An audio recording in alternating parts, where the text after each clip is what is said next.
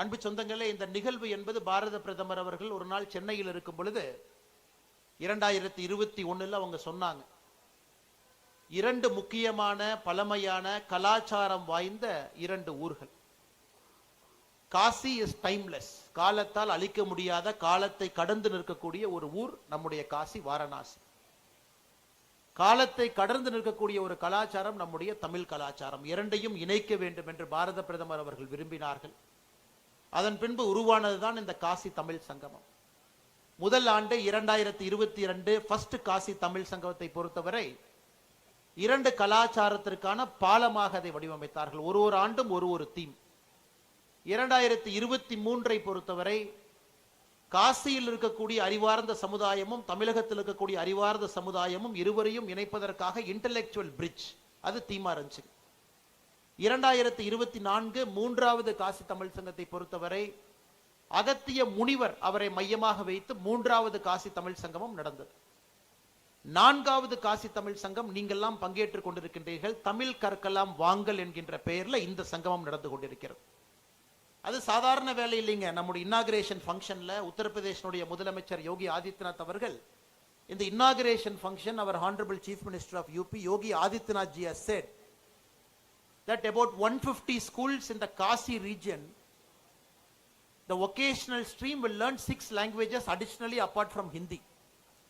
They will start learning one among the Tamil, Kannada, Malayalam, Telugu, Marathi, Bengali. So இந்த 6 மொழிகள்ல ஒரு மொழி இங்க இருக்கக்கூடிய காசியை சுற்றி இருக்கக்கூடிய 150 அரசு பள்ளிகள்ல குழந்தைகள் இந்த ஹிந்தி மொழி இல்லாம இன்னொரு மொழி எடுப்பாங்க. பாருங்க எந்த அளவுக்கு இந்தியா இணைந்து கொண்டிருக்கிறது, எந்த அளவுக்கு பாரதம் ஏக் பாரத் ஸ்ரேஷ்ட பாரத், ஒரே பாரதமாக இருக்கிறது. அது யூபியில யோகி ஆதித்யநாத் ஜி அவர்கள் சொல்லி இருக்கின்றார். அது மட்டுமல்ல, இந்த ஆண்டு யூபியிலிருந்து மாணவர்கள் 1000 மாணவர்கள் தமிழகத்திற்கு வர இருக்கிறாங்க. Central institute of classical Tamil, நம்முடைய தரமணி சென்னையில, அவங்க இங்க இருக்கக்கூடிய ஹிந்தி பேசக்கூடிய மாணவர்கள் தமிழகத்துல வந்து நம்முடைய சொந்தங்களை எல்லாம் பார்த்து சிறு சிறு தமிழ் வார்த்தைகளையும் கற்றுக்கொள்ள இருக்கின்றார்கள். அதனால என்னுடைய அன்பான வேண்டுகோள், இந்த மொழி அரசியலை நீங்கள் உடைக்க வேண்டும் என்பது என்னுடைய அன்பான வேண்டுகோள். மொழி என்பது மக்களை இணைப்பதற்காக மட்டும்தான் இருக்க வேண்டும். Language is there only to unite people, not to divide people. இந்த காசி தமிழ் சங்கத்தினுடைய மூல கருத்து அது. உத்தரப்பிரதேசனுடைய மக்கள் நமக்கு எல்லாரையும் அண்ணன் தம்பியா தான் பார்க்கறாங்க. யாரையுமே தமிழ் அவங்க கன்னடத்துக்காரங்க மலையாளத்துக்காரங்கன்னு பார்க்கல. இந்த அன்பையெல்லாம் நீங்க திரும்ப தமிழ்நாட்டிற்கு போகும் பொழுது நம்முடைய தமிழ் சொந்தங்கள் சிலருக்கும் இந்த புரிதலை ஏற்படுத்த வேண்டும் என்பது என்னுடைய அன்பான வேண்டுகோள்.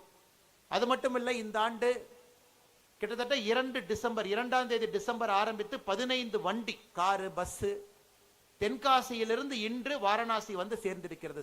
சேத் அகஸ்தியா வெஹிக்கிள் எக்ஸ்பெடிஷன் என்கின்ற பெயர்ல 15 vehicles have come to Varanasi.